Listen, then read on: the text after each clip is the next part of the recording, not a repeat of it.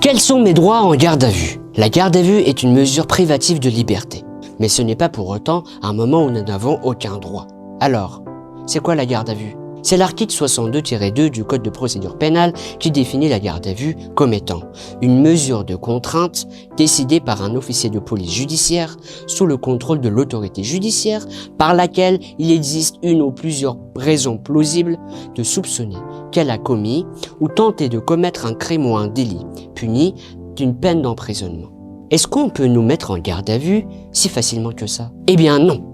La garde à vue doit être le seul moyen permettant d'atteindre l'un des 6 objectifs du Code de procédure pénale. Il faut que sans la garde à vue, 1. On ne puisse pas poursuivre une enquête qui nécessite la présence de la personne. 2. Qu'on ne puisse pas garantir la présentation de la personne devant le procureur afin qu'il décide si des poursuites sont nécessaires. 3.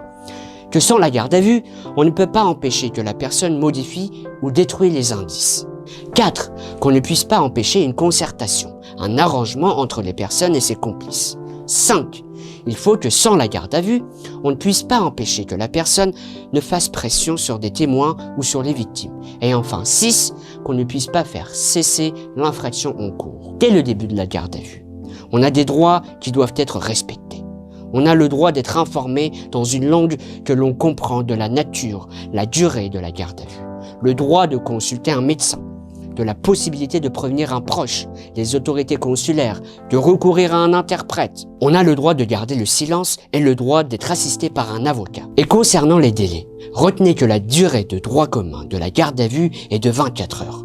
Mais elle peut être prolongée et atteindre 48 heures si la peine encourue est d'au moins 1 an, sur motivation du procureur de la République. Elle peut atteindre jusqu'à 72 heures, dans certains cas exceptionnels, sur décision du juge. Tu veux en savoir plus sur tes droits? Abonne-toi.